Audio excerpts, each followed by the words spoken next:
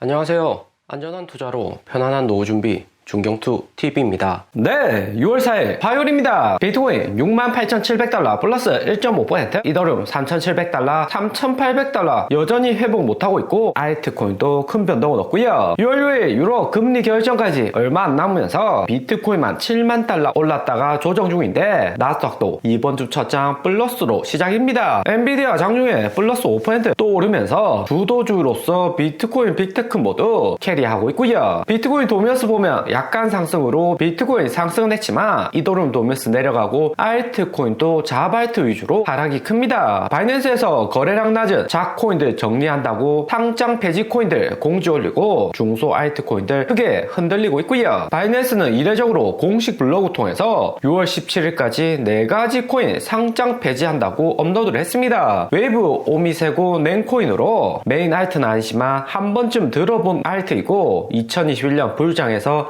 상승 컸던 코인도 몇몇 있고요. 오미세고 낸코인은 중국계 코인으로 비트코인 캐시 라이트코인 오를 때 같이 올랐던 코인들입니다. 웨이브가 특히 2021년 부유장에서 상승 컸고 이후 하락 오기 전까지 무빙도 좋았던 코인이었고요. 그런데 여기 있는 코인들 23년 지나고 거래량 급감하자 횡보 이후 제대로 된 반등도 거의 안 나오는 코인들이고요. 오미세고 낸코인도 마찬가지로 개발자나 세력들 다 팔고 떠난 코인으로 반등 가능성도 매우 낮은 알트로 바이낸스에서 판명을 했습니다. 바이낸스는 이번 알트코인 살생부 꺼내들었는데 그 목적은 디지털 자산의 정기적인 검토 통해서 보다 높은 검토를 하고 리스크 큰 코인들은 상장 폐지를 한다고 합니다. 바이낸스의 표준이나 업계 요구하는 상황을 지속적으로 지켜주지 못한 코인들이 이후에도 상장 폐지될 수 있는 알트라고 하고요. 동시에 자세하게 상장 폐지될 수 있는 기준도 제시를 했는데 첫 번째, 팀의 헌신, 계속적인 업데이트나 개발자가 지속적으로 트윗이나 개인 소셜 통해서 투자자들과 소통하는 걸 이야기를 하죠. 그리고 개발 활동의 수준과 질, 새롭게 나오는 업데이트에 따라서 바뀔 필요가 있다는 거고 신규 업그레이드 놓고 계속해서 이전 버전을 우려먹는 코인들이 상장 폐지되는 거죠. 거기에 가장 중요한 거래량과 유동성, CEO나 프로젝트 팀들이 제대로 된 개발을 안 하면 호재 안 생기면서 거래량이나 유동성은 줄어들 수밖에 없습니다. 반대로 말해서 거래량 낮은 코인들은 상장 폐지될 가능성이 점점 더 올라간다고 하는 거고요. 거래소 입장에서도 상장매 놓고 개발 없는 코인들은 관리비만 드러나고 스스로 수익도 적기 때문에 상장 폐지해서 정리하는 게 오히려 더 큰 수익을 가져가죠. 그리고 해킹 공격으로부터 네트워크의 안정성, 스마트 계약과의 안정성도 필요하고 투자자들과의 커뮤니케이션 수준, 정기적인 바이낸스 실사 요청에 대한 대응, 그리고 비윤리적 사기 행위에 대한 증거가 발견되면 상장 폐지를 하거나 새로운 규제 요구사항에도 맞아야 된다고 합니다. 갈수록 알트코인, 바이낸스나 업비트 내에서 유지하는 것이 까다로워지고 이렇게 되면 작코인들 줄어들면서 자금이 메인 알트로 옮겨갈 가능성이 높습니다. 기존에 작코인들 통해서 큰 수익 노리던 투자자들은 작코인 없어진다고 해도 비트코인, 이더리움보다는 좀 더 수익 가능성이 큰 메인 코인으로 움직일 가능성이 높은 거고요. 바이낸스 전 창업자는 교도소 수감되었기 때문에 트윗이나 개인적인 이야기는 없었습니다. 4월에 형이 확정되고 수감 중인데 수감된 미국 교도소는 캘리포니아 산타바바라에 있는 카운티 교도소이고요. 산타바바라는 어촌 마을이자 관광지인데 감옥 중에서도 상당히 편안한 축에 속하는 미국 고위직들도 휴양 삼아서 잠시 갔다 오는 교도소입니다. 형식상 감옥이고 농부들도 와서 농사일도 돕고 상대적으로 자유로운 교도소라고 하고요. 거의 미국 정부와 바이낸스 창펑짜오 짜고 치는 판이니까 역대 50억 불 벌금 내고 유전무죄로 편안하게 형을 사는 거죠. 여기 사진 보면 창펑짜오 트윗통해서 가짜뉴스 퍼드로 속지 말라고 손가락 4개 펼치는 사진 많이 업로드를 했었는데 뉴스 작성한 기자가 노린 것인지 징역도 4개월형으로 확정이 된 거죠. 창펑짜오 출소되기 전까지 바이낸스는 사전에 작코인들 미리 정리해두고 복귀하면 창펑짜오는 마쿠에서 코인시장 컨트롤할 가능성이 매우 높고요. 4개월 뒤 창펑짜오 돌아오면 바이든 재선 11월 직전이라 코인이라서 알트코인 불장 만드는데 큰 역할을 할 수 있습니다. 그 전에 거래소 관리비만 축내는 코인들 정리하고 메인 알트 위주로 상승을 시키겠다는 거죠. 창풍자오 트윗은 2021년부터 중경투 꾸준히 보았지만 중국인 중국 세력들의 트윗 특징이 코인 투자하는데 직접적인 도움이 한 개도 안 된다는 겁니다. 거의 안 봐도 무방할 정도로 자기들끼리만 수익 공유하지 미국 트윗처럼 유용한 데이터 보여주진 않고요. 하지만 2019년부터 바이낸스가 글로벌 코인 거래소 평정한 이후 이더리움 스테이킹과 동시에 이더리움 계열 코인들 상승하는데 큰 역할을 했습니다. 창펑자오의 시바이누 코인 역시 이더리움으로 만들어졌고요. 하반기 가면 이더리움도 S1 증거신고소 SEC 통과하면서 레이어2 코인들 본격적으로 불장 올 수 있는 그림이 만들어지죠. 대신 이번 바이낸스 4가지 알트코인 상패 소식에 거래량 낮고 시가총액 작은 알트코인들은 빠르게 하락하면서 투심도 약화되고 있습니다. 이번에 상장페 이내는 웨이브나 네모 마이너스 30%나 폭락을 했고 그로스톨 코인 마이너스 10%, 바운스 토큰 마이너스 9%, 앰플 메타 12 마이너스 6% 하락. 전체적으로 하락 오는 코인들은